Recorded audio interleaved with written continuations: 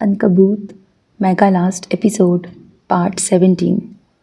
Interview کے hall کا شور اور تالیوں کا سمندر اب پیچھے رہ گیا تھا۔ گاڑی باہر کی گہری دھند کو چیرتی ہوئی رئیس مینشن کی طرف رواں تھی۔ گاڑی کی عقبی نشست پر رئیس اور مراد بیٹھے تھے، مگر ماحول میں غیر معمولی خاموشی تھی۔ رئیس خلاف توقع خاموش تھا۔ اس کا سر سیٹ کے ساتھ ٹکا ہوا تھا، آنکھیں باہر سڑک پہ جمی تھیں مگر نظریں کہیں اور تھیں۔ وہ ایک فاتح کے بجائے ایک تھکا ہوا سپاہی لگ رہا تھا۔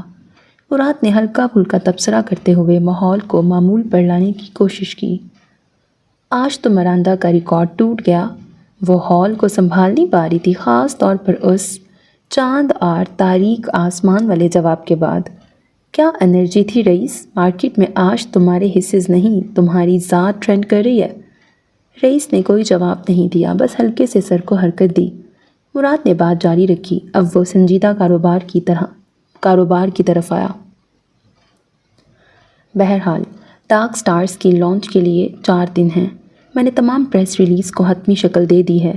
تمہارے انقلاب کا اعلان نہیں ہوتا والے بیان نے تجسس کو آسمان پر پہنچا دیا ہے۔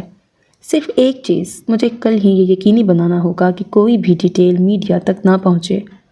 ضرورت نہیں ہے۔ رئیس کی آواز پہلی بار گونجی۔ وہ دھیمی اور بھاری تھی۔ جو کچھ لیک ہونا تھا وہ فلک نے پہلے ہی کنٹرول کر لیا تھا، اب صرف لانچ ہوگی۔ ٹھیک ہے۔ مراد نے اپنے بریف کیس کو دیکھا۔ تم نے بہت اچھا کیا۔ مجھے معلوم ہے تم یہاں نہیں آنا چاہتے تھے، لیکن اس انٹرویو نے 6 مہینے کا پبلسٹی پلان 1 گھنٹے میں پورا کر دیا۔ اب تم آرام کرو۔ جیسے ہی گاڑی مینشن کے قریب پہنچی، مراد کا فون بج اٹھا۔ اسکرین پر فیملی کا نام چمک رہا تھا۔ مراد نے معذرت خواہانہ انداز میں رئیس کی طرف دیکھا، پھر فون ریسیو کر کے کان سے لگایا۔ ہیلو۔ دوسری طرف سے سنائی دینے والے الفاظ نے مراد کے چہرے کا رنگ یکدم اڑا دیا۔ اس کی آنکھوں میں پریشانی اور خوف کا امتزاج تھا۔ کیا؟ کب؟ کیسے؟ کس ہسپتال؟ اس کی آواز اچانک بلند ہو گئی۔ وہ پریشان ہو چکا تھا۔ اس نے گھبراہٹ سے آنکھیں بند کیں، جیسے صورتحال کو ہضم کر رہا ہو۔ ٹھیک ہے، میں آ رہا ہوں فوراً۔ فون بند کر دیا۔ کیا سب ٹھیک ہے؟ رئیس نے متوجہ ہوتے ہوئے پوچھا۔ اس کی خاموشی ایک دم ٹوٹی تھی۔ مراد نے اپنے بال پیچھے کیے، پریشانی اس کے چہرے پر عیاں تھی۔ آصفہ کی طبیعت ٹھیک نہیں ہے، اس نے گھبراتے ہوئے کہا۔ وہ میڈ کو بے ہوش ملی ہے، ڈاکٹر معائنہ کر رہی ہے، مجھے جانا ہوگا۔ آصفہ اس کی تیسرے نمبر والی بیوی تھی جو اسے بے حد محبوب تھی۔ کیا میں ساتھ چلوں؟ اس نے پیشکش کی۔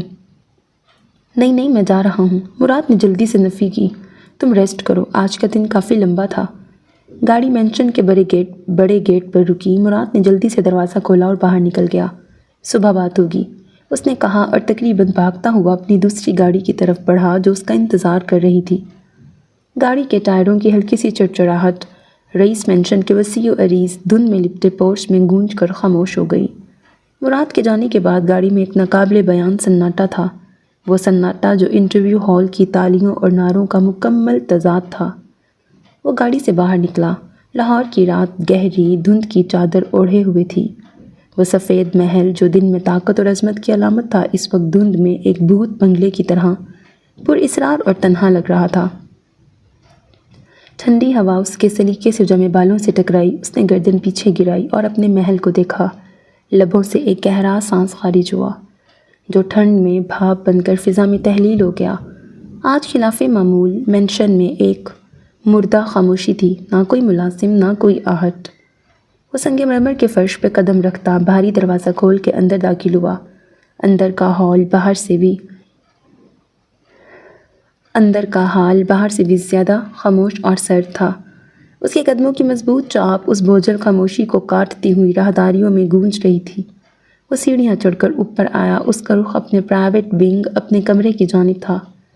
اس کی ہر چال میں وہی شاہانہ اعتماد تھا جو گھنٹہ بھر پہلے لاکھوں لوگ اسکرین پہ دیکھ چکے تھے، مگر اس کی آنکھوں میں وہی اداس سکوت اب پہلے سے زیادہ گہرا ہو چکا تھا۔ جیسے ہی وہ اپنے کمرے کے قریب پہنچا، اس کے قدم زمین سے چپک گئے۔ وہ ٹھٹک گیا۔ اس کے کمرے کے عین دروازے کے بیچ زرتاش وہیل چیئر پر موجود تھی۔ وہ باہر نکل رہی تھی۔ اس کی گود میں شیشے کا وہ چھوٹا سا جار تھا جو اس کی گود میں رکھا تھا، وقت جیسے منجمد ہو گیا۔ زرتاش کے چہرے پر ایک لمحے کے لیے جو گھبراہٹ ابھری، وہ کسی بجلی کی طرح کوند گئی۔ اس نے جار پر اپنی گرفت مضبوط کی مگر اگلے ہی پل اس نے خود پہ قابو پا لیا۔ اس کی آنکھوں میں خوف کی جگہ ایک سرد باغیانہ چمک نے لے لی۔ رئیس نے اسے ایسی نظروں سے دیکھا جن میں اس وقت نہ غرور تھا نہ بادشاہت۔ ان آنکھوں میں صرف دکھ تھا، تکلیف تھی، وہ ایک گہری ناقابل بیان بے بسی۔ یہ وہ لمحہ تھا جس نے دونوں کو اپنی جگہ جما دیا۔ وہ اسے دیکھ رہا تھا، اس کی چوری کو، اس کی ہمت کو اور اس کے اندر چھپے طوفان کو۔ پھر زرتاش نے ہمت کر کے اپنی گردن اٹھا لی۔ اس کی آواز کانپی مگر ٹوٹی نہیں۔ میں آپ سے نہیں ڈرتی اور نہ میں اپنے کیے پر شرمندہ ہوں۔ اس نے اس چھوٹے سے جار کو اپنی مٹھی میں بھینچتے ہوئے کہا، جیسے یہ جار نہیں اس کی زندگی کا آخری سہارا ہو۔ رئیس کے چہرے پر کرب کے تاثرات مزید گہرے ہوئے، اس کے جبڑے بھنج گئے۔ تم جانتی ہو زری؟ اس کی آواز جو ابھی ہال میں گونج رہی تھی اب گھٹی گھٹی اور تھکی ہوئی نکلی۔ تم جانتی ہو رئیس کے نزدیک دھوکے کی سزا کیا ہے؟ وہ قدم آگے دھرتا ہوا اس کے قریب آیا۔ اس کی قربت میں خطرہ تھا مگر زرتاش نے آنکھیں نہیں جھپکائیں۔ اور پھر وہ بادشاہ جو وقت کو روکنے کا دعویٰ کرتا تھا، ایک گھٹنا موڑتے ہوئے اپنی معذور بہن کی ویل چیئر کے سامنے بیٹھ گیا۔ سیاہ آنکھیں زرتاش کی بھوری آنکھوں سے ٹکرائیں۔ ان سیاہ آنکھوں میں آج کوئی حکم نہیں تھا، صرف ایک سوال تھا۔ سرخ و گلابی رنگت والی زرتاش کی ریڑھ کی ہڈی میں ایک سرد لہر دوڑ گئی مگر وہ خود پر قابو پا گئی۔ جانتی ہوں، ہاں جانتی ہوں۔ اس کی آواز بلند ہوئی۔ آپ دھوکہ دینے والوں کو موت دیتے ہیں اور میں آپ سے ڈرتی نہیں، مجھے موت قبول ہے مگر اس کی آواز بھرا گئی، مگر میں اپنا بدلہ لیے بنا، خود کو سرخرو کیے بنا نہیں مروں گی۔ بھائی، آخری لفظ بھائی ایک تیزاب کی طرح تھا جو اس نے رئیس کے چہرے پر پھینکا تھا۔ پسینے کی ننھی بوندیں اس کے ماتھے پر ابھر آئیں۔ رئیس کے ہونٹ سختی سے بھینچ گئے۔ اس کی آنکھوں میں تکلیف کی وہ لہر اٹھی جسے وہ دنیا سے چھپاتا تھا۔ شاید یہی وقت تھا سچائی کے سامنے آنے کا۔ اسے خاموش دیکھ کر زرتاش کے اندر ضبط کے سارے بندھن ٹوٹ گئے۔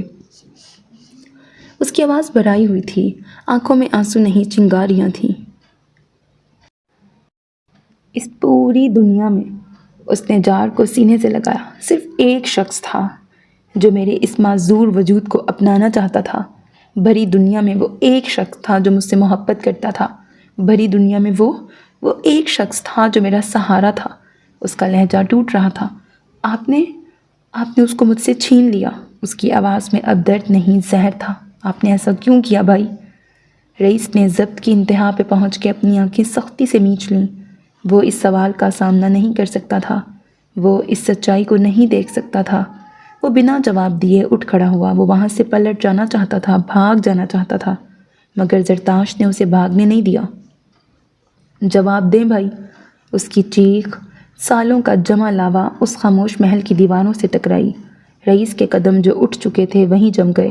کیا آپ کا دل نہیں کانپا اس شخص کو مارتے ہوئے جو آپ کا دوست تھا؟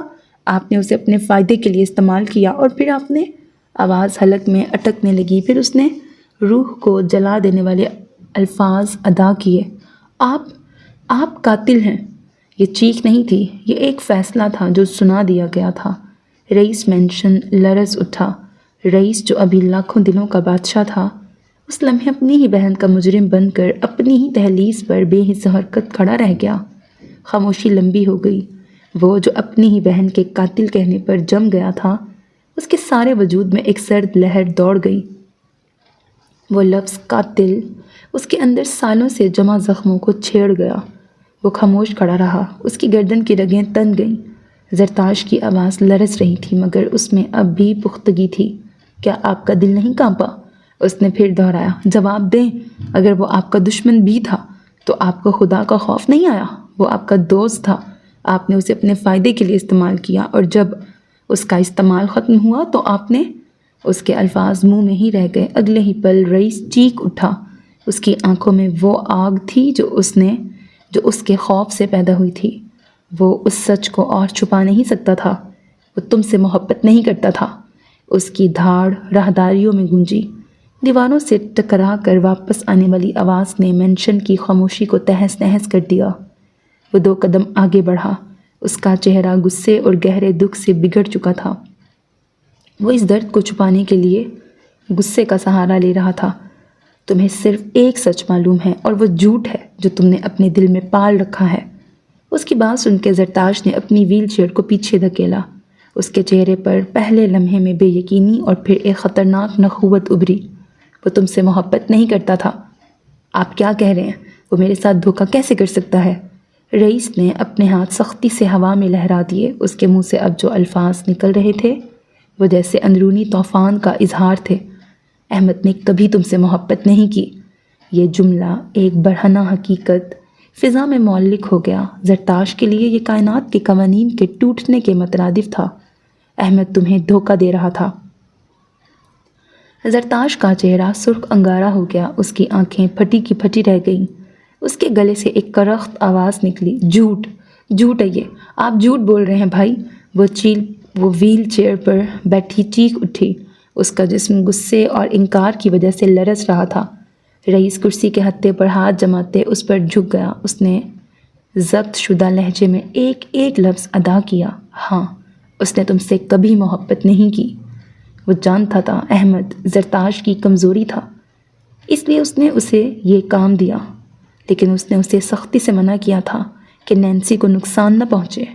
وہ نینسی کو اس کھیل میں گھسیٹنا نہیں چاہتا تھا۔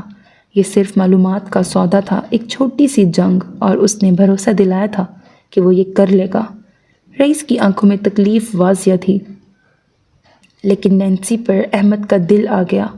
جو احمد ایک مشن پر وہاں گیا تھا وہ نینسی سے محبت کرنے لگا۔ نہیں، وہ محبت نہیں تھی، وہ جنون بن گیا۔ وہ رئیس کے ساتھ دھوکہ کر کے نینسی کو اپنا بنا کر اپنی زندگی بنانا چاہتا تھا۔ وہ زرتاش کے ساتھ لالچ کی وجہ سے تھا، مگر اس نے یقین دلا رکھا تھا کہ وہ اس سے محبت کرتا تھا۔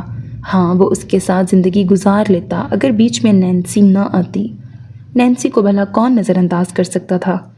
احمد نے بہت کوشش کی مگر وہ خود کو روک نہیں پایا۔ وہ اس کی محبت میں مبتلا ہو گیا، اور جب وہ وقت آیا کہ نینسی کے ذریعے مسٹر جوزف سے سودا کر سکے تو احمد بغاوت پر اتر آیا، اور جب اسے لگا کہ نینسی خود پیچھے ہٹ چکی ہے اور رئیس اسے کبھی ایسا نہیں کرنے دے گا تو اس نے اسے مار ڈالا۔ رئیس کا جسم کانپ رہا تھا۔ سچائی کا یہ بوجھ اس کے کندھوں پر سالوں سے تھا۔ نینسی کو مارنے والا میں نہیں تھا زری۔ اس کی آواز درد سے بھری تھی۔ وہ احمد تھا، تمہارا احمد۔ اس نے میری سلطنت کو دھوکہ دیا، میرے اعتبار کو توڑا اور نینسی کا خون کیا۔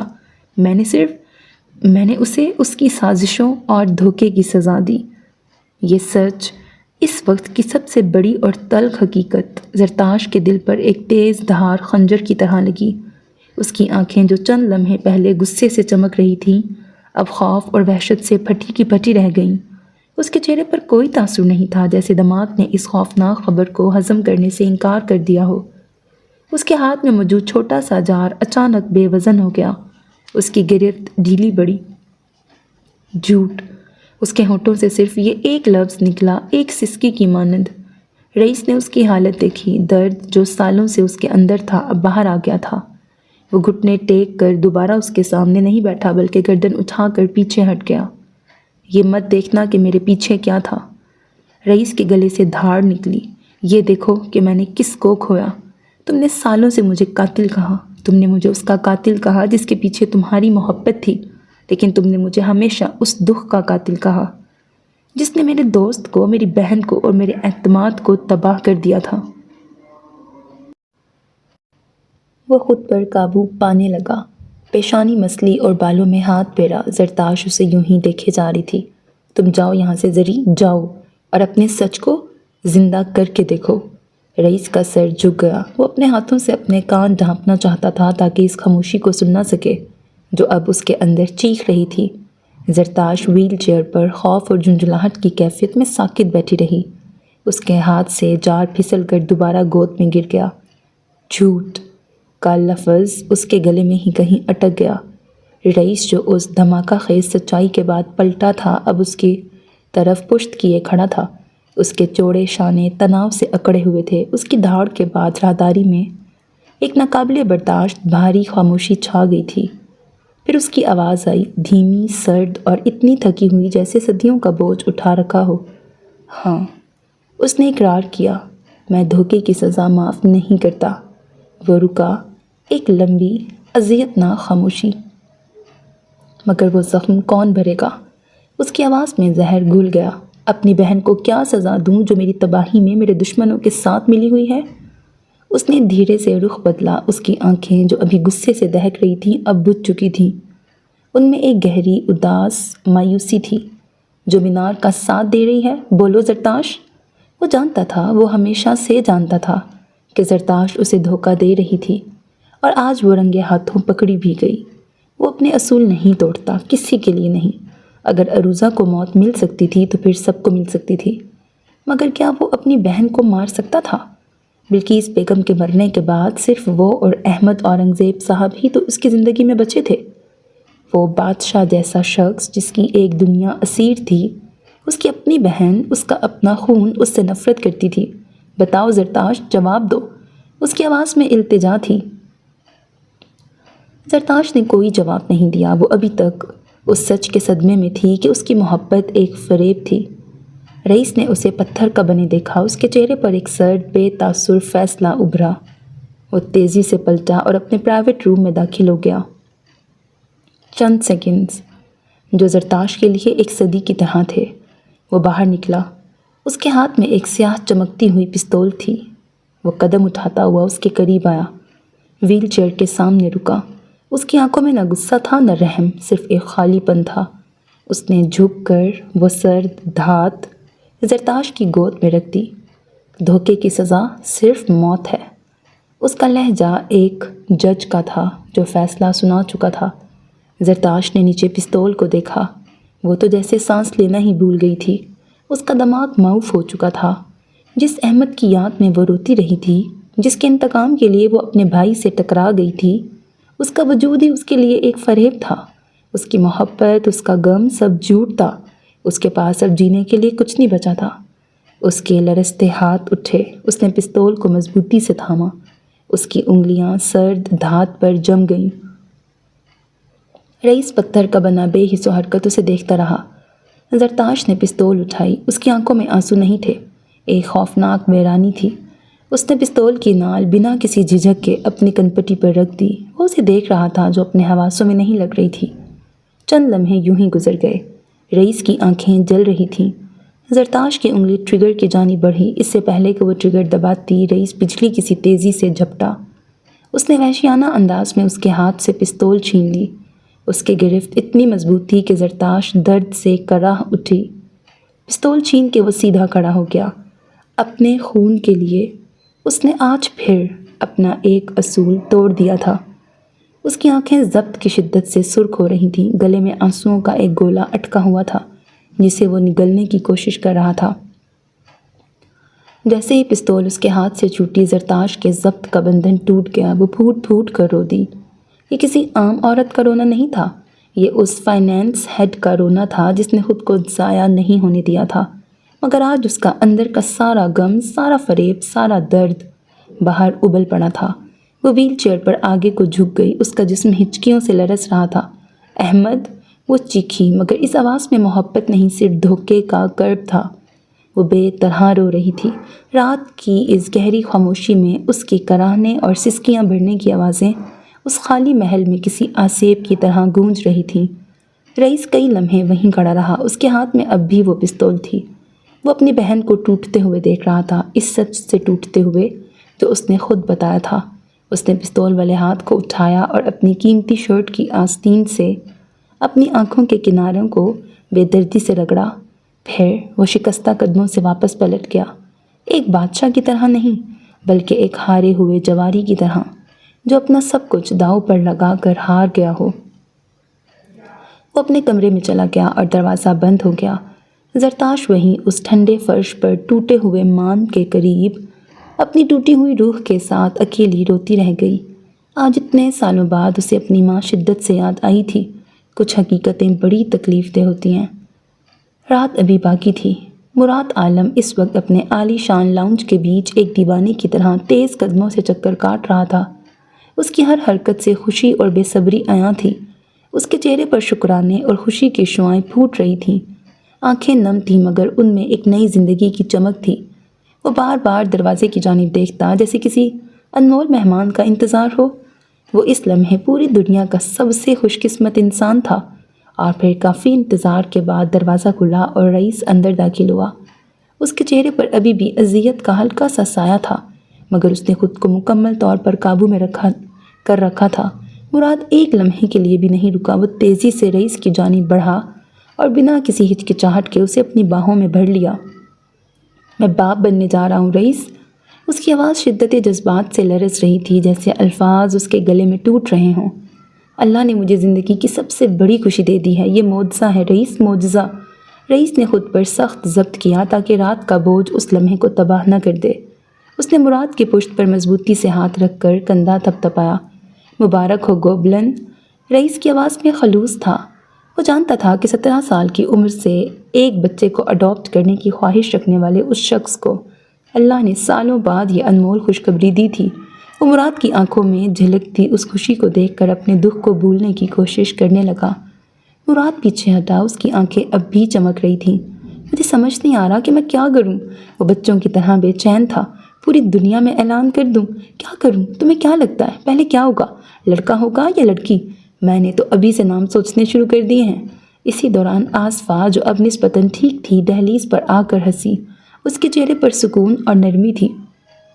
میری خوشی میں ان کو تو تنگ مت کریں، اس نے مسکراتے ہوئے کہا۔ مراد اس کی آواز پر پلٹا اور پھر فوراً رئیس کی طرف اشارہ کیا۔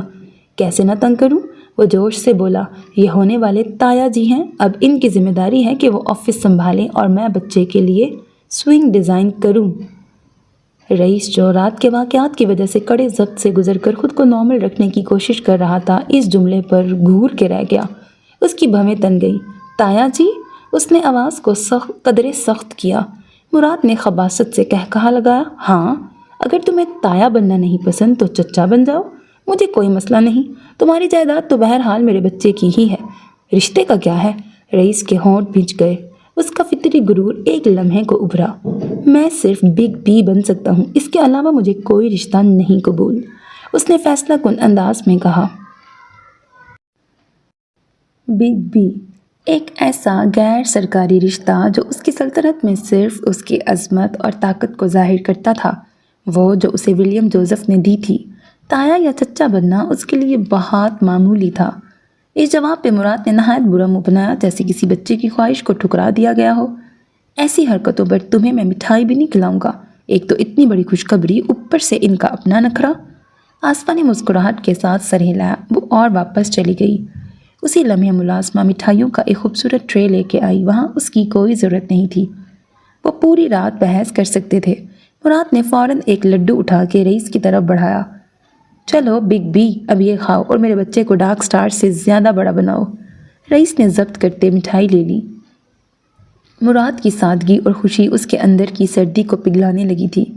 دو ساتھی جو زندگی کی سب سے بڑی سچائیوں اور سب سے بڑے دکھوں سے گزر چکے تھے، اب ایک نئی امید کا جشن منا رہے تھے۔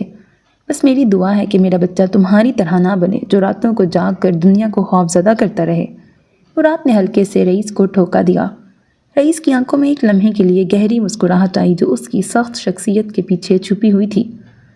اور میں اسے سکھاؤں گا کہ سلطنتیں کیسے بنائی جاتی ہیں، کیسے سنبھالی جاتی ہیں۔ وہ میرے نقش قدم پر چلے گا، وہ تمہارا ہو کر بھی تمہارا نہیں ہوگا۔ اس نے سکون سے مٹھائی منہ میں ڈالتے مراد کا سکون برباد کیا۔ میرے بچے پہ گندی نظر مت رکھنا، میں پہلے بتا رہا ہوں۔ وہ بھڑک اٹھا۔ تو پھر کون سی سنتیں پوری کرنے کے لیے مجھے یہاں بلایا ہے؟ اگر سب سے پہلے مجھے اطلاع دے سکتے ہو تو ایک میرے جیسا بیٹا بھی پیدا کر لو۔ یہ ناممکن ہے۔ اس بار مراد نے غور سے اس کا چہرہ دیکھتے ہوئے سنجیدگی سے کہا، بادشاہ ایک ہی ہوتا ہے۔ وہ بات پوری کرتے ہوئے دھیمے سے مسکرا دیا اور رئیس کے گلے کی گلٹی ڈوب کر ابھری۔ 4 دن پہلے دسمبر کی شام لاہور پر گہری ہو رہی تھی۔ اس پوش سڑک پر جہاں مہنگے گھر خاموشی سے کھڑے تھے، اسٹریٹ لائٹس کی زرد روشنی نے ماحول کو نرم رومانوی چمک دے رکھی تھی۔ ہوا میں ہلکی سی نمی تھی جو سردی کو مزید بڑھا رہی تھی۔ ایسے میں وہ دونوں دھیرے دھیرے چل رہے تھے۔ ان کے جوتوں کی آہٹ سنگ مرمر کے فٹ پاتھ پر ایک دھیمی تال پیدا کر رہی تھی۔ فجر نے گہرا کریم کوٹ اور ولی نے اسی رنگ کی جیکٹ پہن رکھی تھی جو ان کی ہم آہنگی کو ظاہر کر رہا تھا۔ وہ ایک کاروباری جوڑے سے زیادہ ایک ایسی طاقتور شخصیتوں کا جوڑا لگ رہے تھے جو اپنے عزم سے کسی بھی دنیا کو جھکا سکتے ہیں۔ فجر نے ولی کے بازو کو مضبوطی سے تھام رکھا تھا جبکہ نگاہیں سڑک کے اختتام کو دیکھ رہی تھیں، گویا وہ وہاں اپنے مستقبل کا نقشہ دیکھ رہی ہو۔ تمہیں چلتے ہوئے میرا شہر کیسا لگتا ہے؟ میرے ساتھ چلنا کیا تمہارے ایڈمبرگ کے پہاڑوں کی چڑھائی سے بھی زیادہ مشکل ہے؟ وہ ہنسا۔ اس نے اس کے ہاتھ پہ اپنا گرم ہاتھ رکھا اور اس کی ہتھیلی کو ہلکے سے دبایا۔ میرے ایڈمبرگ کے پہاڑوں پر صرف سرد ہوا چلتی ہے، مگر تمہارے شہر میں میرے دل کو گرما دینے والی تم ہو۔ میرے لیے تو یہ فلیٹ واک ہے، ہاں، مگر ایک چھوٹا سا مسئلہ ہے جو میری رومانوی روح کو تکلیف دیتا ہے۔ اس نے شرارت سے فجر کی طرف جھکا جیسے کوئی راز بتا رہا ہو۔ وہ یہ کہ جب میں تمہارے لیے چائے کے ساتھ اسکاٹش کوکیز کا سوچ رہا ہوتا ہوں تو تم کروڑوں کے بجٹ اور لانچ پلان پر سوچ رہی ہوتی ہو۔ کیا ہم کچھ دیر کے لیے صرف بیوی اور شوہر بن سکتے ہیں؟ یہ ہماری ویکیشن ٹائم ہے۔ وہ بے ساختہ مسکرا دی۔ نفی میں سر ہلاتے اسے دیکھا، ولیم جوزف کو جو شوخ نگاہوں سے اسے ہی دیکھ رہا تھا۔ تم ہمیشہ مجھے غیر ضروری باتوں پر ہنسانے کی کوشش کرتے ہو، لیکن تمہاری یہ باتیں ہی مجھے یاد دلاتی ہیں کہ میرے پاس یہاں اس شور میں بھی کوئی سچے سکون والا ہے۔ ولی نے اس کا ہاتھ تھامے چلنا جاری رکھا۔ اس کا لہجہ اچانک گہرا اور دلکش ہو گیا۔ میرے لیے یہ شور نہیں، صرف ایک پس منظر ہے، اور میں اسکاٹش ہوں۔ مجھے پرانے قلعوں سے لے کے نئے خوابوں تک ہر اس چیز سے پیار ہے جو مضبوط ہو، اور تم دنیا کی سب سے مضبوط اور خوبصورت تخلیق ہو۔ وہ رک گیا۔ سڑک پہ ایک لمحے کی مکمل خاموشی چھا گئی۔ اس نے فجر کا ہاتھ چھوڑا اور دونوں ہاتھوں سے اس کے چہرے کو تھاما، اسے اپنی آنکھوں میں دیکھنے پر مجبور کیا۔ تمہاری طاقت میری طاقت ہے، تمہاری ہر مشکل میری مشکل بن جاتی ہے۔ تم میری صرف بیوی نہیں ہو، تم وہ محور ہو جس کے گرد میری پوری دنیا گھومتی ہے۔ مجھے تم پر فخر ہے۔ فجر کی آنکھیں نم ہوئیں، جسے وہ پلک جھپکتے پیچھے کھینچ گئی۔ ان کی یہ قربت ان کے گہرے رشتے کی گواہی تھی۔ تم ہمیشہ مجھے بہت زیادہ اعتماد دیتے ہو۔ میرے فیصلے، میرا وجود تمہاری وجہ سے مزید طاقتور ہو جاتا ہے۔ میں یہ جنگ اس لیے جیتنا چاہتی ہوں تاکہ میں تم پر فخر کر سکوں۔ ہم کر لیں گے۔ اس نے گہرا سانس لیا۔ اس کی آنکھوں میں ایڈمبرگ کی پہاڑیوں کی طرح کی مضبوطی اور صاف گوئی تھی۔ وہ اپنا ہاتھ فجر کے کندھے پر لے آیا۔ اور جہاں تک بات ہے تمہارے شہر کی، تو یہ شہر تمہارا ہے، یہ جنگ بھی تمہاری ہے، اور تمہارے ساتھ چلتے ہوئے میں تمہیں یقین دلاتا ہوں تمہاری کسی بھی سازش کو ناکام ہونے نہیں دیا جائے گا، کیونکہ اس بار تم اکیلی نہیں ہو۔ تم اپنا راستہ چنو اور میں ہمیشہ کی طرح وہاں کھڑا ہوں گا، تمہارے ہر فیصلے کے سامنے ایک مضبوط دیوار بن کر۔ اور تم جانتی ہو، تخلیق ہمیشہ تباہی سے بڑی ہوتی ہے۔ اس کا لہجہ مضبوط اور فیصلہ کن تھا۔ اس کی اس بات پر فجر کے ہونٹوں پر ایک فاتحانہ مسکراہٹ آئی۔ اس لمحے وہ دونوں دسمبر کی دھند میں چلتے ہوئے دنیا کے کسی بھی بادشاہ سے زیادہ طاقتور لگ رہے تھے۔ اچھا، اب کام کی بات۔ جو عورت اپنے شوہر کو ہر بات میں ہرا سکتی ہے، وہ اپنے دشمنوں کو بھی ہرا سکتی ہے۔ تم نے کہا کہ اصلی بادشاہت وہ ہے جب میں تمہارے ساتھ ہوتا ہوں، اور یہ ہمارا آخری موقع ہے کہ ہم اپنے تمام تیر اکٹھے کر لیں۔ تیر اکٹھے کر لیے ہیں، آگے بتاؤ کیا کرنا ہے؟ فجر نے رکتے ہوئے سینے پر ہاتھ باندھے پوچھا۔ کرنا کیا ہے؟ تیر چلائیے بیگم، کمان میں سنبھال لوں گا۔ اس کے ڈرامائی جواب پر وہ ایک بار پھر سے ہنس دی۔ ہیڈ آفس میں آج معمول سے زیادہ چہل قدمی تھی۔ جشن کا سماں تھا۔ شیشے کے بڑے ہال میں ڈارک سٹارز فیشن لائن کی آخری ٹیسٹنگ کے بعد ہر طرف جوش و خروش تھا۔ مراد آج معمول سے زیادہ خوش تھا۔ اس کی زندگی میں آنے والی نئی خوشی کی بدولت پورے رئیس گروپ میں مٹھائی بٹ چکی تھی۔ وہ ایک کونے میں کھڑا ہاتھ میں فریش جوس کا گلاس تھامے اپنی ٹیم کو داد دے رہا تھا۔ اس کا چہرہ اطمینان سے دمک رہا تھا۔ وہ مزید کچھ کہہ رہا تھا کہ اس کی جیب میں فون کی تیز وائبریشن ہوئی۔ اس نے مسکراتے ہوئے فون نکالا، مگر اسکرین پر پرائیویٹ ہسپتال کا نام دیکھ کر اس کی مسکراہٹ منجمد ہو گئی۔ بے اختیار کال ریسیو کی۔ ہیلو، کیا آپ مراد عالم بات کر رہے ہیں؟ میں سینٹرل ہسپتال سے بات کر رہی ہوں۔ آپ کی وائف کا ایکسیڈنٹ ہوا ہے، انہیں ایمرجنسی میں لایا گیا ہے۔ لفظ ایکسیڈنٹ اس کے ذہن پر ہتھوڑے کی طرح برسا۔ یہ خبر اسے لرزانے کے لیے کافی تھی۔ اس کے ہاتھ سے گلاس چھوٹ گیا۔ جوس اس کے مہنگے جوتوں پر گرا، مگر اسے ہوش نہیں تھا۔ چہرے پر زرد رنگ پڑ چکا تھا۔ پھر بنا کچھ کہے سنے لوگوں کے مبارکباد دیتے شور کو چیرتا ہال سے بھاگتا چلا گیا۔ اس کی ڈرائیونگ وحشیانہ تھی۔ وہ اندھا دھند گاڑی بھگا رہا تھا۔ ذہن میں صرف آصفہ اور اپنے بچے کا چہرہ تھا۔ ہر ہارن، ہر سگنل اسے کاٹ کھانے کو دوڑ رہا تھا۔ بمشکل 15 منٹ میں وہ ہسپتال پہنچا۔ گاڑی کو بے ترتیبی سے پارک کر کے وہ ایمرجنسی وارڈ کی طرف بھاگا۔ مسز آصفہ مراد کس کمرے میں ہیں؟ وہ ریسیپشن پر چیخا۔ کسی نے بس مراد کا نام سنا۔ سر، ICU روم 304۔ وہ لفٹ کا انتظار کیے بغیر سیڑھیاں پھلانگتا ہوا تیسری منزل پر پہنچا۔ 304 کے بند دروازے کے سامنے پہنچ کر اس کا سانس پھولا ہوا تھا، مگر وہ ایک جھٹکے سے دروازہ کھول کر اندر داخل ہوا اور ساکت رہ گیا۔ ہسپتال کے بستر پر آصفہ نہیں بلکہ زوبیہ تھی، اس کی دوسری بیوی، وہ بیوی جس سے اس کا حال ہی میں خلا ہوا تھا۔ زوبیہ کے سر پہ پٹی بندھی تھی مگر وہ سو رہی تھی۔ حالت خطرے سے باہر لگ رہی تھی۔ مراد کے قدم وہیں جم گئے۔ یہ کیا تھا؟ یہ مذاق؟ یہ اس کا دل پسلیاں توڑ کر باہر آنے کو تھا۔ یہ کوئی اتفاق نہیں تھا، یہ ایک پیغام تھا۔ اور پھر اس کا فون چنگاڑ اٹھا۔ ایک پرائیویٹ نمبر۔ مراد کے چہرے سے وحشت جھلکتی تھی۔ اس نے پپڑی زدہ ہونٹوں پہ زبان پھیرتے ہوئے کانپتے ہاتھوں سے فون کان سے لگایا۔ ہیلو؟ ایکس وائف کی جگہ تمہاری اصل وائف بھی ہو سکتی تھی مراد عالم۔ مینار کی سرد شناسا آواز گونجی تو مراد کی ریڑھ کی ہڈی میں سنسنی دوڑ گئی۔ وہ ساکت ہوا۔ کیا چاہتی ہو؟ خود پہ ضبط کرتے وہ بمشکل بول پایا۔ پیشانی پر پسینے کے قطرے ابھرے۔ وہی جو تم نہیں کرنا چاہتے؟ مینار کی آواز میں کوئی جذبہ نہیں تھا۔ رئیس اورنگزیب کو چھوڑ دو۔ اپنی بقا چاہتے ہو، اپنی بیوی اور بچے کو زندہ دیکھنا چاہتے ہو تو میرے راستے سے ہٹ جاؤ۔ وہ رئیس کو اکیلا کر دینا چاہتی تھی۔ عروضہ کے بعد اب مراد عالم کی باری تھی۔ مراد تو کچھ بول ہی نہیں پایا، اس کا ذہن شل ہو چکا تھا۔ یہ پہلی اور آخری وارننگ ہے، اپنی فیملی پیاری ہے تو چلے جاؤ، ورنہ اگلی بار ہسپتال کے بستر پر زوبیہ نہیں ہوگی، جو ہوگی وہ زندہ بھی نہیں ہوگی۔ کال کٹ گئی۔ مراد بے جان قدموں سے ہسپتال کی دیوار سے ٹیک لگا کے وہیں فرش پر بیٹھ گیا۔ جان نکلنا کسے کہتے ہیں، یہ مراد عالم نے آج جانا تھا۔ اس کی آنکھوں کے سامنے اندھیرا چھا چکا تھا۔ شام گہری ہو چکی تھی اور فضا میں موت کا سا سکوت تھا۔ رئیس کھڑکی کے پاس کھڑا تھا، چہرہ سپاٹ اور باہر شہر کی روشنیوں کو دیکھ رہا تھا۔ مراد صوفے پر بیٹھا تھا، تھکا ہوا، پریشان۔ وہ مسلسل اپنی بھویں مسل رہا تھا۔ آج جو بھی ہوا تھا اس سے مراد کے حواس معطل ہو چکے تھے۔ مینار کی سائیں سائیں کرتی آواز اس کی سماعت سے ٹکرا رہی تھی۔ تمہیں جانا ہوگا مراد۔ رئیس کی پرسکون آواز نے خاموشی کو توڑا۔ وہ پلٹا نہیں تھا۔ مراد نے چونک کر سر اٹھایا۔ کیا؟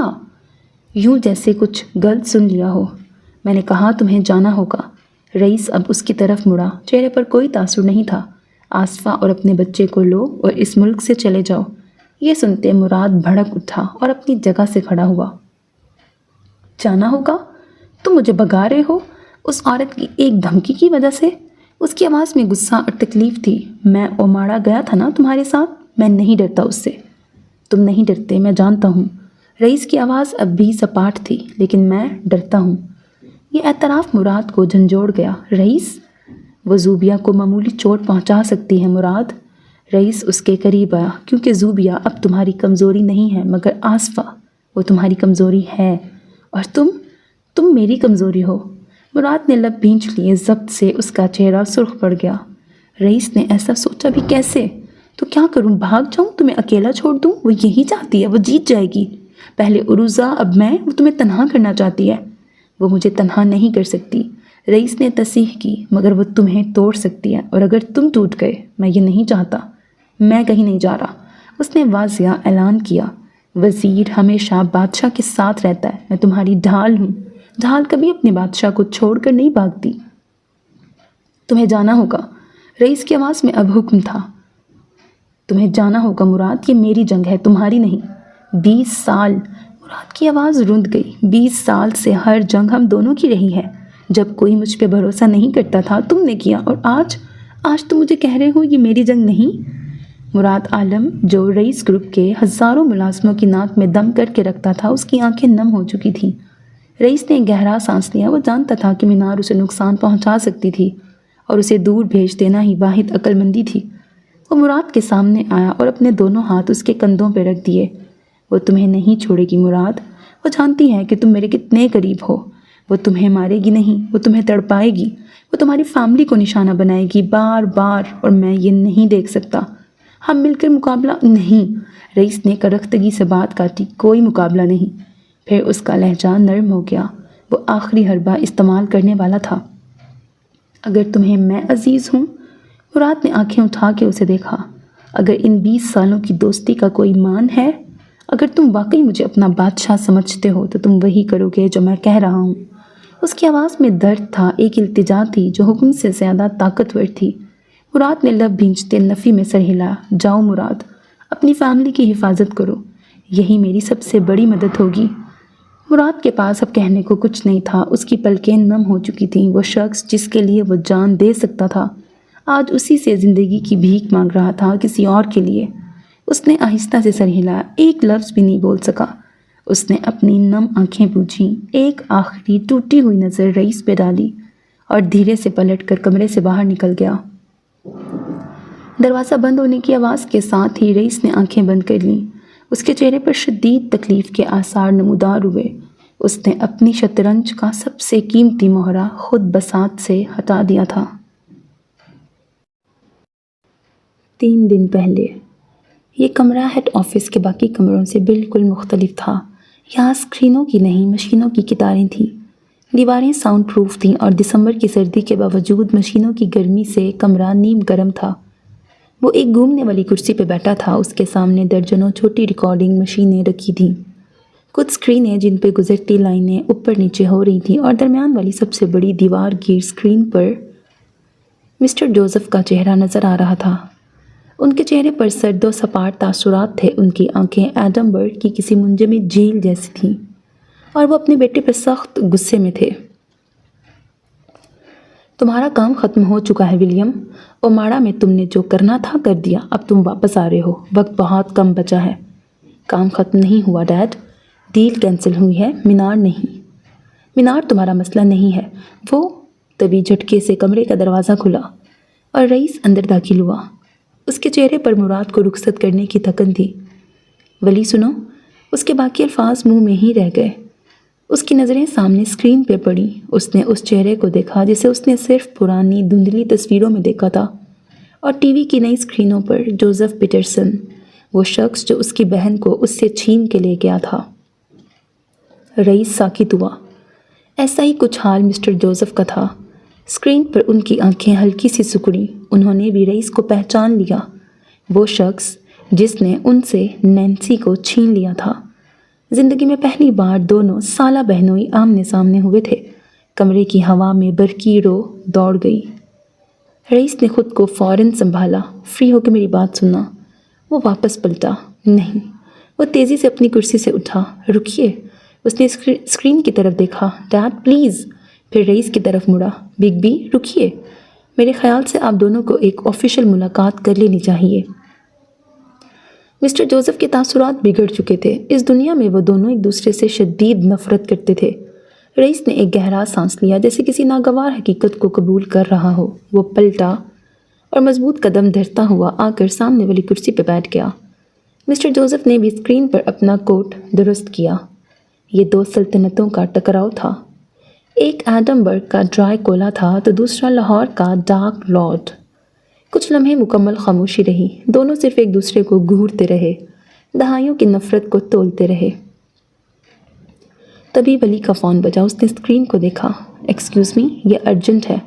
وہ تیزی سے فون کال سننے کے لیے کمرے سے باہر نکل گیا۔ جیسے ہی دروازہ بند ہوا، کمرے میں دبا ہوا طوفان پھٹ پڑا۔ پہل رئیس نے کی۔ اس کی آواز دھیمی مگر تیزاب جیسی تھی۔ میری بہن کو مجھ سے چھین کے کیا ملا تمہیں؟ مسٹر جوزف اسکرین سے آتی آواز اتنی ہی سرد تھی۔ کبھی اپنے گریبان میں جھانکا ہے؟ نینسی کا کیا قصور تھا؟ نینسی کو میں نے نہیں مارا۔ رئیس کے لہجے میں تلخی تھی۔ مگر میری بہن، اسے تم نے ورگلایا، اسے خاندان سے توڑا اور پھر قید کر لیا۔ اس کا چہرہ شدت جذبات سے سرخ پڑ گیا۔ اسے قید تم لوگوں نے رکھا تھا، تم لوگوں نے اس سے رشتہ توڑا۔ مسٹر جوزف کی آواز میں طنز تھا۔ میں نے اسے آزادی دی تھی۔ آزادی؟ رئیس کے چہرے پر تلخی ابھری، ایک سرد ہنسی۔ تمہارے سائے میں تم نے اسے ایک قید سے نکال کے دوسری قید میں ڈالا۔ وہ تمہاری وجہ سے مری جوزف، وہ تم لوگوں کی ضد کی وجہ سے مری۔ اگر تم لوگ اسے چین سے جینے دیتے، مگر نہیں، اورنگزیب خاندان کی ناک کٹ چکی تھی۔ دونوں کی آنکھوں میں شعلے تھے، کوئی ایک بھی اپنی غلطی ماننے کو تیار نہیں تھا۔ کئی لمحے ایک لمبی خاموشی چھائی رہی، پھر رئیس کرسی پہ آگے کو جھکتے ہوئے بولا، مجھے تم زہر لگتے ہو۔ پسند بہن کی ہو تو بہنوئی زہر ہی لگتا ہے۔ رئیس کے جبڑے بھنچ گئے۔ تم نے اس کی زندگی چھینی، اور پھر تم نے اس کے بیٹے کو بھی اسی آگ میں جھونکا۔ وہ میرا بیٹا ہے، وہ جوزف کا خون ہے، وہ جلد میرے پاس ہوگا۔ وہ کہیں نہیں جا رہا، وہ قطعیت سے بولا۔ وہ اس ملک میں ہے، اس نے میرا نام لیا ہے، وہ یہی رہے گا۔ مسٹر جوزف نے بھویں سکیڑ کر رئیس کو دیکھا۔ تم اسے خطرے میں ڈال رہے ہو۔ وہ خطرے میں پیدا ہوا تھا جوزف، تمہاری وجہ سے۔ مسٹر جوزف اسکرین پہ ہنسے۔ تم ایک ایسی عورت سے ہارنے والے ہو جسے تم نے خود مارا تھا۔ ولیم تمہاری گندگی صاف کر رہا ہے، وہ اس کے لیے نہیں بنا۔ اس پہ میرا بھی حق ہے۔ اسی لمحے دروازہ کھلا اور ولی واپس اندر آیا۔ وہ کمرے کے درجہ حرارت نہایت سرد تھا۔ ولیم میرا بیٹا ہے، میرا خون ہے۔ رئیس فوراً اٹھ کھڑا ہوا۔ وہ میرا بھانجا ہے، میں نے اسے اپنا نام دیا ہے۔ ولیم فوراً آگے بڑھا۔ او ہیلو، لڑنے کی ضرورت نہیں ہے، میں اپنی بیوی کا ہوں۔ اس کی بلند آواز نے دونوں کو خاموش کرا دیا۔ رئیس اور جوزف دونوں نے بیک وقت اسے کھا جانے والی نظروں سے گھورا۔ وہ چلتا ہوا اپنی کرسی پہ واپس بیٹھ گیا۔ اس نے بات ہی ختم کر دی تھی۔ رئیس اور جوزف دونوں کے چہرے پر ناقابل یقین تاثرات ابھرے۔ وہ کچھ کہنا چاہتے تھے مگر اس نے انہیں موقع نہیں دیا۔ میرے خیال سے، اس نے کی بورڈ پر انگلیاں چلاتے ہوئے کہا، اب ہمیں کام کی بات کرنی چاہیے۔ اسے پرواہ نہیں تھی کہ اسے کھا جانے والی نظروں سے گھورا جا رہا تھا یا نہیں۔ یہ پلان بہت اہم ہے اور مجھے آپ دونوں کی ضرورت ہے کیونکہ 31 دسمبر میں صرف 3 دن باقی ہیں۔ اس نے انٹر دبایا۔ بڑی اسکرین پر نقشے، تصاویر اور ٹائم لائنز ابھر آئیں۔ یہ نقشہ رئیس ہیڈ آفس کا تھا اور یہ رہا پلان۔ ڈارک لارڈ اور ڈریکولا دونوں نے ایک دوسرے کو آخری بار نفرت سے دیکھا اور پھر خاموشی سے اسکرین پر نظریں جما لیں۔ اس پلان کو سنتے ہوئے جو ان دونوں کا وارث ترتیب دے رہا تھا۔ 2 دن پہلے 31 دسمبر کی آمد میں صرف 2 دن باقی تھے۔ مینار فیشنز کا ہیڈ کوارٹر جو حملے کی زد میں آیا تھا اب بھی مکمل طور پر بحال نہیں ہوا تھا۔ عمارت کے جو حصے ٹھیک تھے وہاں زندگی پوری آب و تاب سے رواں تھی۔ جلے حصوں پر کام جاری تھا مگر اندر ڈیزائنرز کے انگلیاں پہلے سے زیادہ تیزی سے چل رہی تھیں۔ فجر اپنے دفتر میں تھی۔ پچھلے چند گھنٹوں سے وہ بے طرح کام میں غرق تھی۔ اومارا فیشن شو ایک شاندار کامیابی تھی اور اس کی عوامی مقبولیت آسمان کو چھو رہی تھی۔ اس کے سامنے ایک نیا فلمی اسکرپٹ پڑا تھا، ایک بڑی پروڈکشن ہاؤس کی طرف سے آفر، جسے وہ قبول کرنے سے پہلے ہر زاویے سے پرکھنا چاہتی تھی۔ وہ ڈیزائن اسکیچز اور فلمی اسکرپٹ کے درمیان کہیں کھوئی ہوئی تھی جب اس کا فون بج اٹھا۔ اس نے بے دھیانی میں اسکرین دیکھے بغیر فون کان سے لگایا۔ مسز فجر، میں حماد بات کر رہا ہوں، رئیس گروپ سے ہیڈ ڈیزائنر۔ رئیس کا نام سن کر فجر کی توجہ فوراً کام سے ہٹ کر فون پر مرکوز ہو گئی۔ وہ سیدھی ہو کے بیٹھ گئی۔ جی مسٹر حماد، کہیے۔ میں آپ کا زیادہ وقت نہیں لوں گا۔ دراصل ڈارک سٹارز کی لانچنگ فائنل ہو رہی ہے اور ہمیں ایک کردار کے لیے آپ کے ایک پرانے ڈیزائن کی ضرورت تھی۔ فجر کی بھویں سکڑ گئیں۔ میرا ڈیزائن؟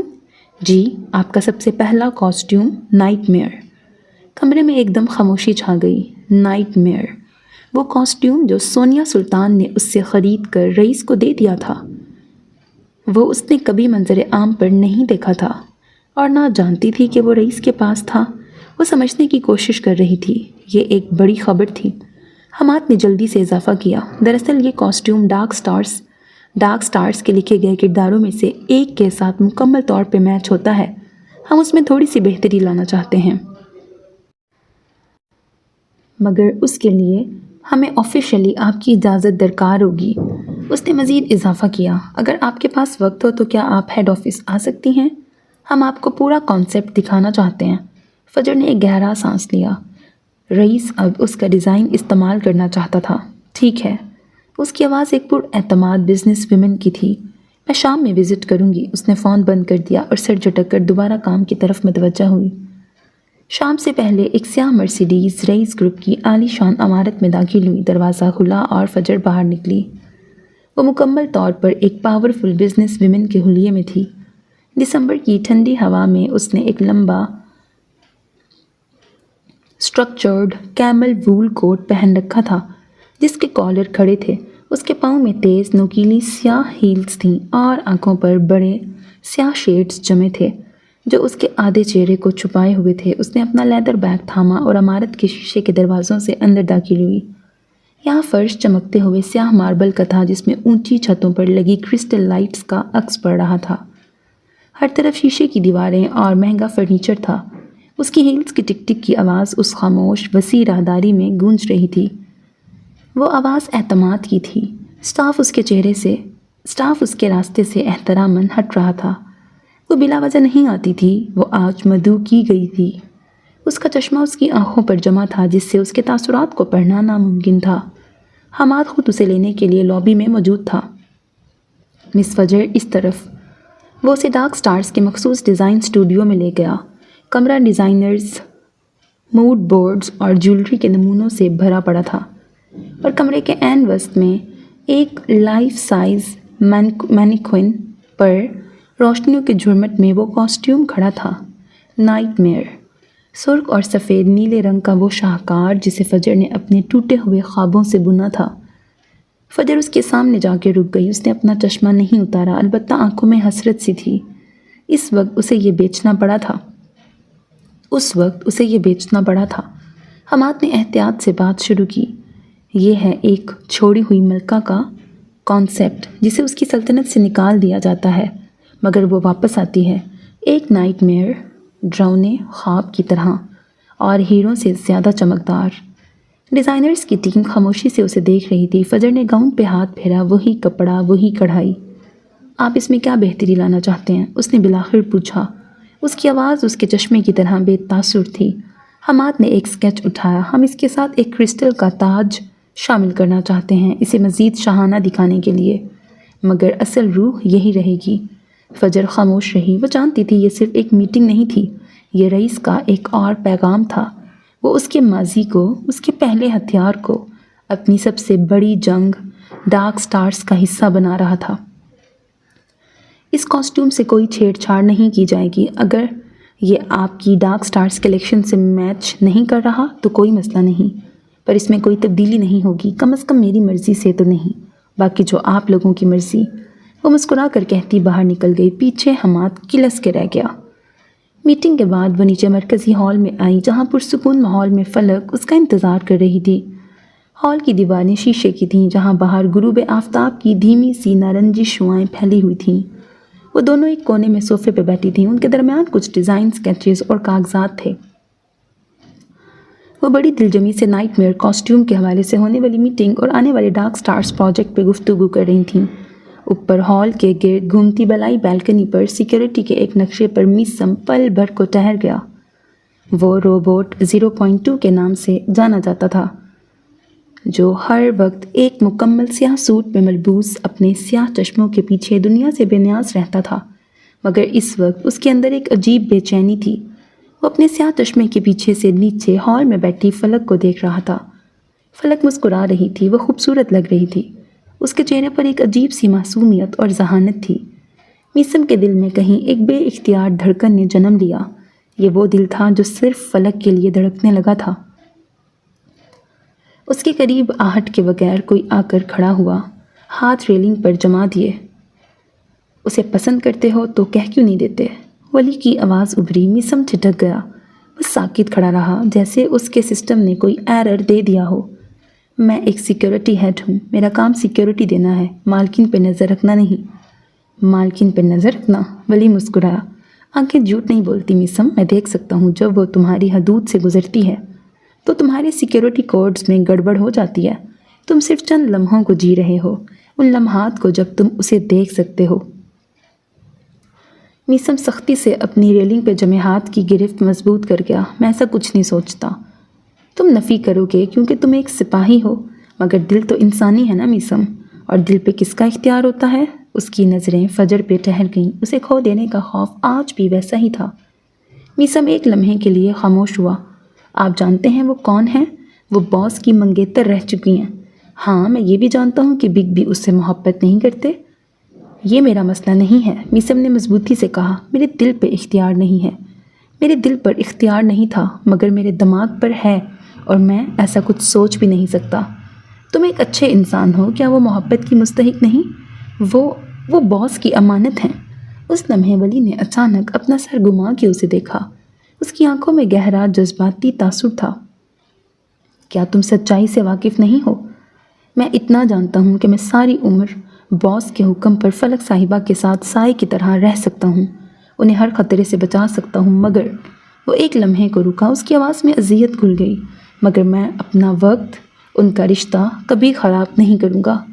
ولی نے گہرا سانس لیا۔ کچھ محبتیں بس قربانی دینا جانتی ہیں، خاموشی سے قربان ہو جاتی ہیں۔ یہ محبت کی سب سے تکلیف دہ شکل ہے۔ یہ میری ڈیوٹی ہے، اور اس سے بڑا کوئی اعزاز نہیں۔ وہ نہیں چاہتا تھا کہ کوئی اس کی کمزوری کو جان پائے۔ وہ بادشاہ کی امانت پر نظر نہیں ڈال سکتا تھا۔ ولی نے اپنے ہاتھ ریلنگ سے ہٹائے اور گہرا سانس لیا۔ مجھے یقین ہے کہ اگر وقت آیا تو تم اس کے لیے اپنی جان دے دو گے۔ یہ میرا اعزاز ہوگا۔ وہ جس سنجیدگی سے بولا تھا، نشان زدہ چہرے والا شخص مسکرا دیا۔ مگر اسے بتاؤ گے کبھی نہیں کہ تم اسے پسند کرتے ہو؟ کبھی نہیں۔ میسم کی آواز فیصلہ کن تھی۔ ولی نے میسم کے کندھے پہ ہاتھ رکھا اور اسے ہلکا سا دبایا۔ ٹھیک ہے، مگر جب جنگ ختم ہو جائے، جب تم بادشاہ اور ان کی امانت کو بچا لو، تب یہ ڈیوٹی کا سوٹ اتار کر ایک بار، صرف ایک بار اپنے دل کی سننا۔ میسم نے کوئی جواب نہیں دیا۔ وہ نیچے فلک کو دیکھتا رہا، جو اب مسکراتی ہوئی فجر کے ساتھ ہال سے باہر نکل رہی تھی۔ اس نے ایک طویل سرد سانس لی۔ ولی بھی پلٹ گیا۔ میسم وہیں کھڑا رہا۔ اس کا کام سیکیورٹی دینا تھا، مگر اس وقت اس کے اپنے سینے میں وہ ایک انسان کے دل کو سیکیور کر رہا تھا، ایک ایسا دل جو ہمیشہ بند رہنا تھا۔ ایک دن پہلے گھر میں ایک عجیب کاٹ کھانے والی خاموشی تھی، مگر چھت کی بالکنی پر دسمبر کی اس ہلکی دھوپ میں ماحول مختلف تھا۔ فلک ایک موٹی بنی ہوئی شال لپیٹے ریلنگ کے پاس کھڑی تھی۔ اس کی آنکھیں رات بھر جاگنے سے ہلکی سی سوجی ہوئی تھیں، مگر چہرے پر اب ایک ٹھہراؤ تھا، ایک فیصلہ تھا۔ فخر اس کے ساتھ چائے کا کپ لیے کھڑا تھا۔ تم بہت سمجھدار ہو چکی ہو فلک، اس نے خاموشی کو توڑا۔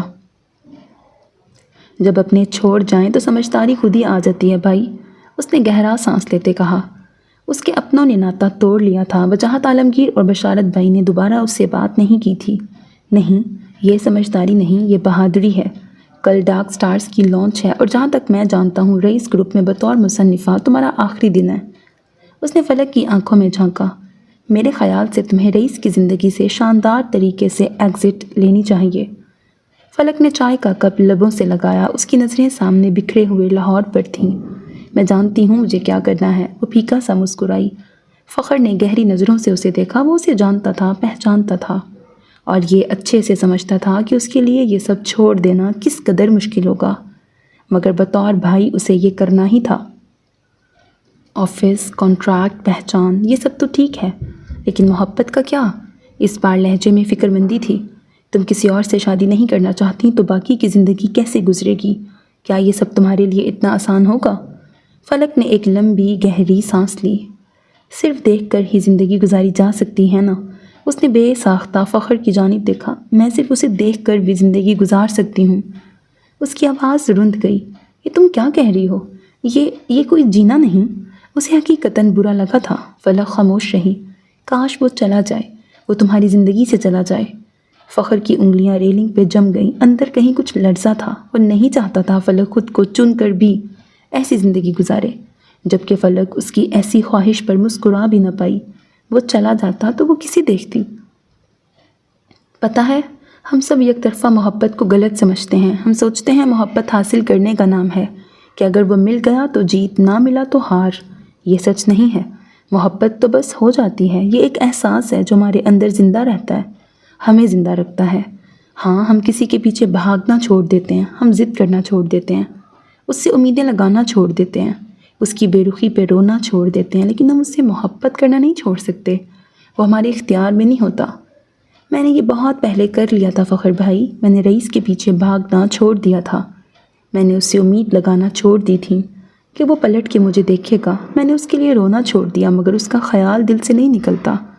میں اسے دیکھتی ہوں تو مجھے بس وہ دکھائی دیتا ہے، نہ اس کی اچھائیاں نہ برائیاں، بس وہ دکھتا ہے جس نے ساری عمر ایک عورت کے نام پہ گزار دی۔ پھر سوچتی ہوں کہ جب وہ ساری عمر اتنے شاندار طریقے سے گزار سکتا ہے تو میں کیوں نہیں؟ عورت کو تو عشق کی استاد کہا گیا ہے۔ وہ مسکرائی، ایک ایسی مسکراہٹ جس میں ہزاروں آنسو قید تھے۔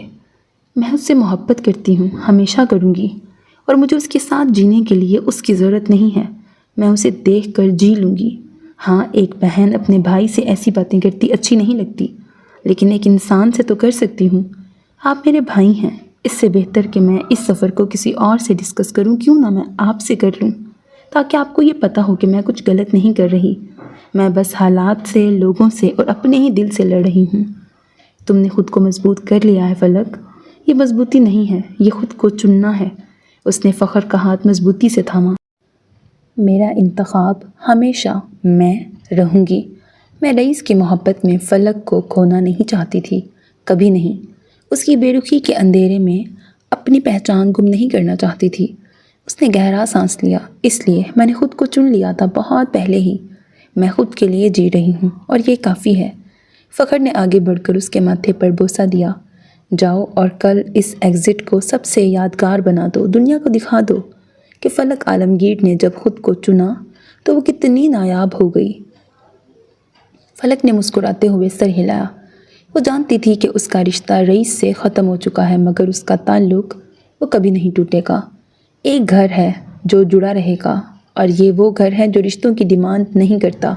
یہ وہ گھر ہے جہاں دور دراز سے آئے بنجارے ساتھی بن جاتے ہیں۔ یہ وہ گھر ہے جو ہم خود بناتے ہیں، اپنے پسندیدہ لوگوں کے ساتھ۔ لاہور کی چکا چوند اور سردی کے برعکس جام شوروں کی رات گہری، خاموش اور ٹھہری ہوئی تھی۔ عالمگیر حویلی کے وسیع دالان میں پرکھوں کی تصویروں کے درمیان ایک بھاری خاموشی قید تھی۔ ہوا میں ہلکی خنکی تھی، مگر وہ کاٹ نہیں تھی جو لاہور کی ہوا میں تھی۔ وجاہت عالمگیر دالان کے مرکزی صوفے پر خاموش بیٹھے تھے۔ ان کی نظریں سامنے خالی صحن پہ ٹکی تھیں۔ ان کا چہرہ زندگی کی تھکن سے زیادہ ایک باپ کی شکست سے چور تھا۔ ترنم بیگم اپنے کمرے سے نکل کر آئیں۔ انہوں نے اپنے بھائی کو اس طرح گم سم بیٹھے دیکھا تو وہیں رک گئیں، پھر آہستگی سے چلتی ہوئی ان کے قریب ایک کرسی پہ بیٹھ گئیں۔ ابھی تک جاگے ہوئے ہیں؟ وجاہت عالمگیر نے گہرا سانس لیتے نظریں ہٹائے بغیر کہا۔ نیند آنکھوں سے کوسوں دور ہے بہن۔ فلک کی وجہ سے؟ وجاہت نے کوئی جواب نہیں دیا، مگر ان کی خاموشی ہی اقرار تھی۔ اولاد سے بڑی آزمائش کیا ہو سکتی ہے؟ ترنم بیگم ایک تلخ مسکراہٹ کے ساتھ کہنا شروع کیا۔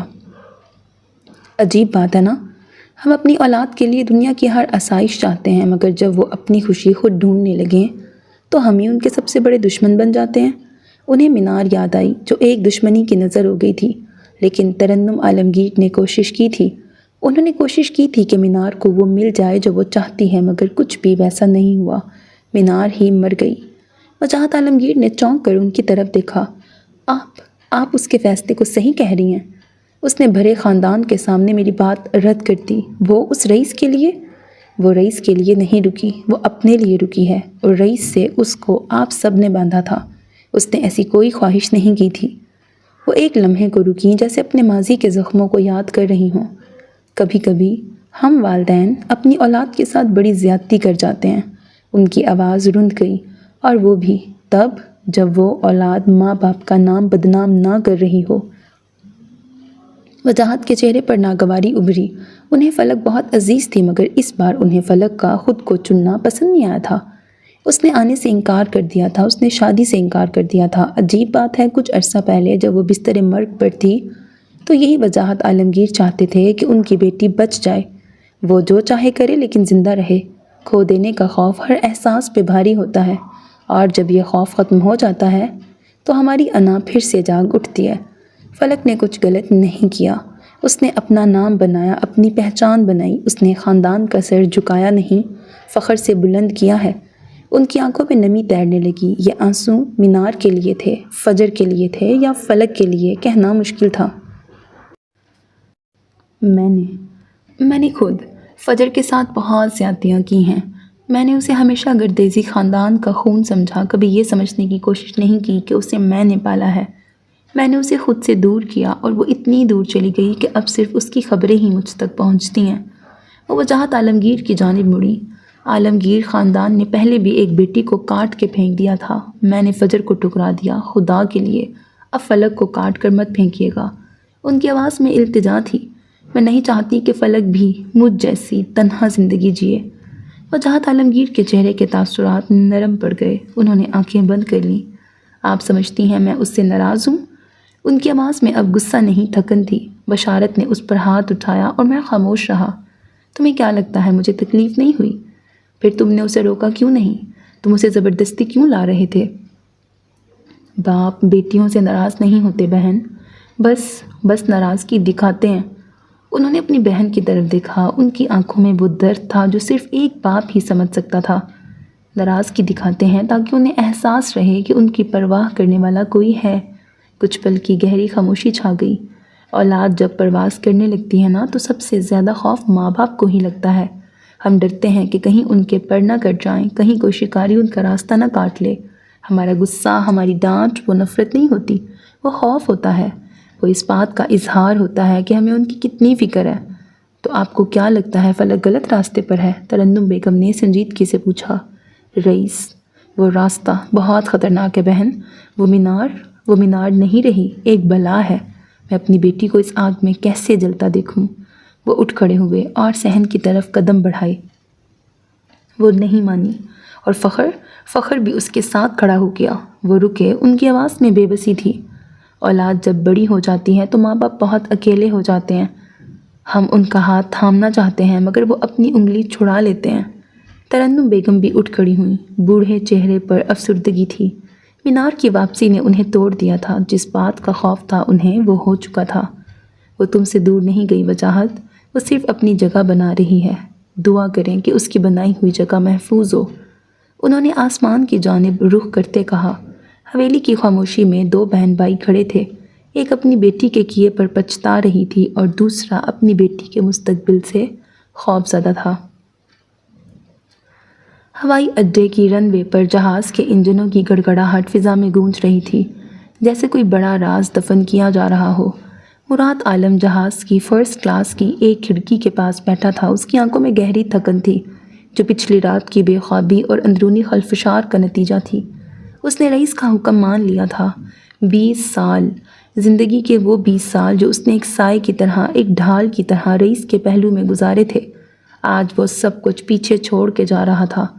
اس کے ساتھ والی سیٹ پر اس کی بیوی آصفہ تھی۔ جو بھی ہوا تھا یا ہو رہا تھا وہ اس سے خوف زدہ تھی، مگر وہ اس جھنبیلے سے دور جا رہی تھی، اس پر مطمئن تھی۔ مراد نے باہر اندھیرے میں لپٹے ہوئے لاہور کے افق کو دیکھا۔ کل ڈارک سٹارز کی عظیم الشان لانچ تھی۔ وہ ایونٹ جس کے لیے اس نے دن رات ایک کیے تھے، وہ وہاں ہونا چاہتا تھا۔ وہ جشن اس کا بھی تھا مگر قسمت نے ساتھ نہیں دیا۔ وہ وہاں نہیں ہو سکتا تھا جہاں اسے ہونا چاہیے تھا۔ میں یہاں کیوں نہیں ہوں گا؟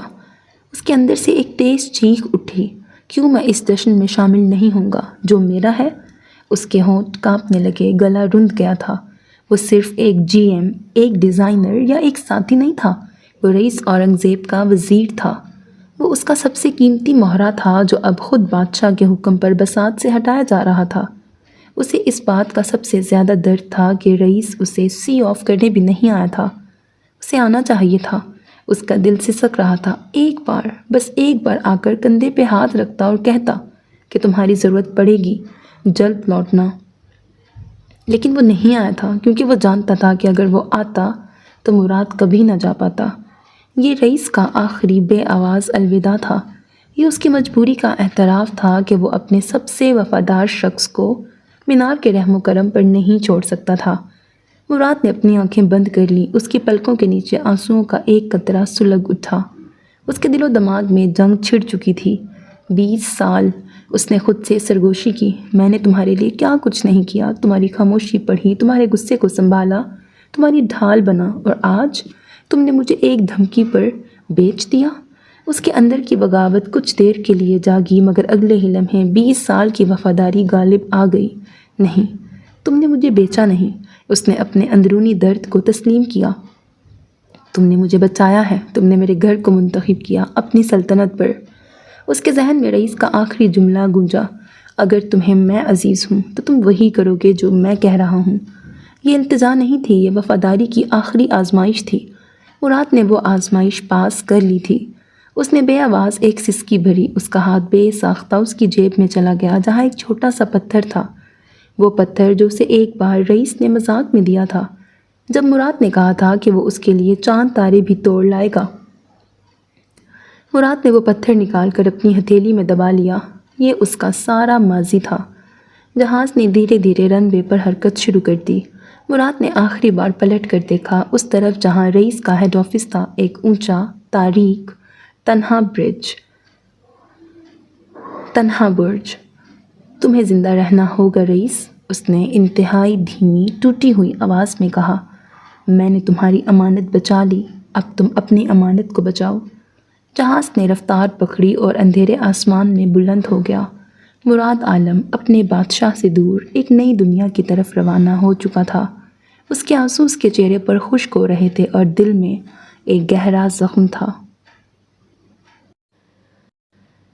اس وقت قبرستان میں سرد ہوا اور ہلکی کہر چھائی ہوئی تھی۔ دسمبر کی تیز ہوا میں درختوں کے پتے بجھتی سانسوں کی طرح تھرتھرا رہے تھے۔ سورج کی مدھم روشنی ٹوٹی قبروں کے سنگ مرمر پر ایک ٹھنڈی چمک دے رہی تھی۔ ایک شخص سیاہ اون کوٹ میں ایک گہرے سائے کی مانند قبروں کی قطاروں کے درمیان چل رہا تھا۔ قدموں کے نیچے نمی تھی جیسے زمین نے اپنے اندر درد کا پانی جمع کر رکھا ہو۔ اس کے ہاتھ میں ایک سیاہ گلاب تھا، وہ گلاب جسے وہ ہمیشہ اپنی فطرت کی علامت اور نفرت کی نشانی سمجھتا تھا، مگر آج وہ اس کے ہاتھ میں وفا کے ماتم کی طرح تھا۔ وہ ایک قبر کے سامنے جا کے رک گیا۔ پتھر پر کندہ نام دھند میں ڈوبا ہوا تھا، عروضہ بنت فیروز جمال۔ رئیس کی آنکھوں کے گرد سائے اور گہرے ہو گئے۔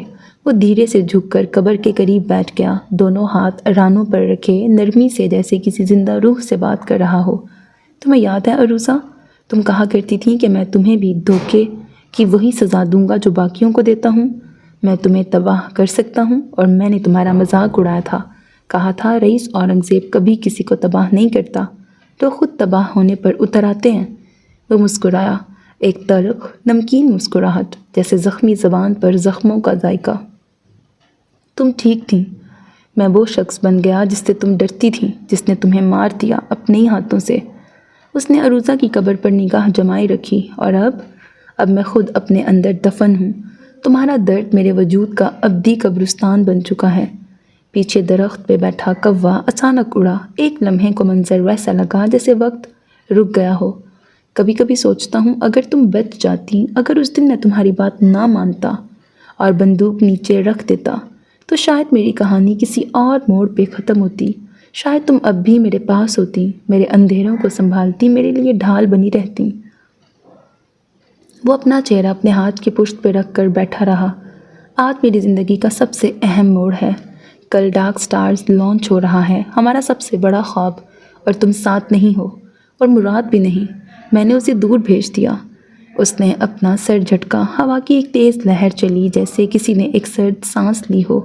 اس کے بال ماتھے پر آ گرے۔ اس نے انگلیوں سے انہیں پیچھے کیا اور آہستہ کہا، لیکن میں یہ کبھی نہیں بھولوں گا کہ تم نے مجھے ایکسپلائٹ کیا۔ میری کمزوری جانتے ہوئے بھی تم نے مجھے استعمال کیا۔ اس کی آنکھیں نم ہوئیں، لبوں پر وہی تلخ مسکراہٹ لوٹ آئی۔ وہ کافی دیر وہیں بیٹھا رہا، کبھی قبر کے کتبے کو دیکھتا، کبھی اپنے ہاتھوں کو جن پر اب بھی خون کی لکیر جیسے دکھائی دیتی تھی۔ میں نے سب جیت لیا عروضہ، شہرت، دولت، طاقت، لیکن تمہارے بعد جو ہارا وہ شاید سب سے قیمتی تھا۔ میں خود سے ہار گیا۔ اس نے گہرا سانس لیا جیسے دل کی راکھ میں کوئی چنگاری باقی ہو۔ کل ڈارک سٹارز کی لانچ ہے، تمہارا خواب تھا نا، وہ آسمان جس میں سب روشنی تمہاری ہو۔ اب وہ لانچ تمہارے نام ہے، لیکن تم نہیں ہو۔ خاموشی طویل ہو گئی۔ اس کے بعد اس نے کوٹ کی جیب سے ایک چھوٹا سا سفید کاغذ نکالا، طے شدہ کاغذ، پھر سیاہ گلاب کے نیچے رکھ دیا۔ یہ میرا جواب ہے تمہارے آخری سوال کا۔ وہ اٹھا، لمحہ بھر قبر پر نگاہ ڈالی، اور دھیرے دھیرے واپس چلنے لگا۔ دسمبر کی دھند نے اس کے نقش قدم مٹا دیے۔ وہ ہمیشہ کی طرح تنہا اور بوجھل تھا۔ کچھ دیر بعد ایک اور سایہ قبرستان کے دروازے سے داخل ہوا۔ سفید بال، بھاری چال، فیروز جمال، عروضہ کا باپ۔ وہ آہستہ آہستہ اس قبر تک پہنچا جہاں ابھی چند لمحے پہلے رئیس گیا تھا۔ گلاب پر جھکی نگاہ، پھر وہ چھوٹی سی طے کی ہوئی چٹ اس کی نظر میں آئی۔ اس نے جھک کر وہ چٹ اٹھائی۔ لفظ صاف، قلم مضبوط، وہ رئیس کا ہی خط تھا۔ اور تمہیں میری معافی کی ضرورت نہیں، نہ مجھے تمہاری۔ اس سے کوئی فرق نہیں پڑتا کہ تم معاف کرو یا نہ کرو۔ میری باقی تمام زندگی تم میری روح میں ایک زخم کی طرح رہو گے اور میں تمہاری روح میں، اور یہی مناسب ہے۔ دوستوفسکی۔ فیروز جمال کے ہاتھ لرز گئے، چہرے پر آنسوؤں کی ایک لہر ابھری، بغیر آواز کے، بغیر دکھاوے کے۔ ہوا کی تیزی نے چادر ان کے چہرے پر اڑائی۔ انہوں نے آنکھیں بند کر لیں، پھر دوبارہ کھول کر قبر کو دیکھا۔ گلاب اب بھی اپنی جگہ تھا، سیاہ، نم اور سرد۔ انہوں نے قبر کے سرہانے ہاتھ رکھا، پھر پلٹ کر جاتے ہوئے رئیس کو دیکھا۔ وہ عروضہ کی خواہش پر اس سے سوال بھی نہیں کر سکتے تھے، مگر اسے معاف کیسے کر دیتے؟ خدا کرے وہ تمہیں وہی دکھ دے جو تمہارے دل میں باقی رہے۔ پھر وہ دھیرے دھیرے اٹھے اور قبرستان کی خاموشی میں محو ہو گئے۔ وہ ابدی گلٹ اور وفا کا ماتم اب قبر پر دفن ہو چکا تھا۔ رئیس ہیڈ آفس کی زیر زمین منزل پر واقع یہ کمرہ، جسے غیر رسمی طور پر کمانڈ اینڈ کنٹرول سینٹر کہا جاتا تھا، طاقت اور ٹیکنالوجی کا مرکز تھا۔ یہ کانفرنس روم سے زیادہ ایک ہائی ٹیک بنکر تھا۔ دیواریں مکمل طور پر ساؤنڈ پروف بلیک گلاس کی تھیں، جس کے باہر رئیس کا سونے کا تاج والا لوگو چسپاں تھا۔ اندر کا ماحول شدید ٹھنڈا تھا۔ دیواروں پر چھوٹی بڑی درجنوں اسکرینیں تھیں جو اس کی سلطنت کے ہر اہم کونے، ہوٹل کی ہر راہداری اور پارٹی کے ہر زاویے سے لائیو فیڈز دکھا رہی تھیں۔ سرورز کی تیز مسلسل گونج کمرے کی واحد آواز تھی۔ فرش گہرے سرمئی رنگ کا تھا، مگر کمرے کے بالکل بیچوں بیچ ایک مربع حصہ تھا جو ہلکے آئیوری رنگ کا تھا، جیسے کسی مقدس یا فیصلہ کن جگہ کی نشاندہی کر رہا ہو۔ ولی اسی آئیوری مربع پہ کھڑا تھا۔ اس کے چہرے پہ گہرا، غیر متزلزل ارتکاز تھا۔ وہ سیاہ ٹیکسڈو میں ملبوس تھا، مگر اس کی آنکھوں میں پارٹی کی چمک نہیں، ایک فوجی کی چوکسی تھی۔ میسم اس کے سامنے تھا، اس کی آنکھیں بھی لائیو فیڈ پر تھیں، لیکن اس کی توجہ ولی پر تھی۔ تمہیں لگتا ہے یہ کام کرے گا؟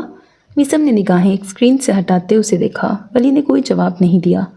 وہ گلاس وال سے جھانک کر اندھیرے میں ڈوبے لاہور کو دیکھتا رہا، جہاں سے رئیس ہوٹل کی روشنیاں ایک دھندلی چمک دے رہی تھیں۔ اس نے گہرا سانس لیا۔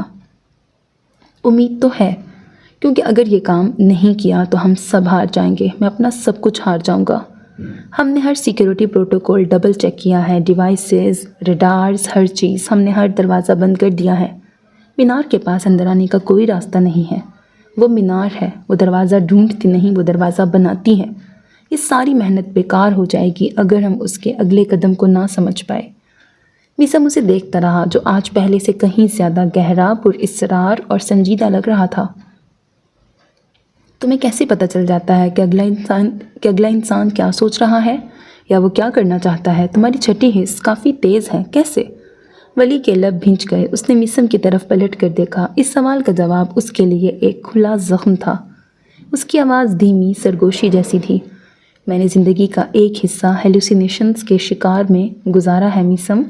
وہ ایک لمحے کو رکا، جیسے کسی درد کو یاد کر رہا ہو۔ میں نے کوشش کی ہے کائنات کی ہر آواز سننے کی، پتوں کے گرنے کی، ہوا کے رخ بدلنے کی، انسان کے دل کی دھڑکنوں کی۔ میں آوازیں سننا چاہتا تھا اور میں سنتا تھا، بہت کچھ سنتا تھا۔ اور جب بہت ساری آوازیں ایک ساتھ ٹکرائیں تو بہت کچھ بدل گیا۔ اس نے میز پہ رکھے ایک خالی فریم کو دیکھا، مگر ایک فائدہ ہوا۔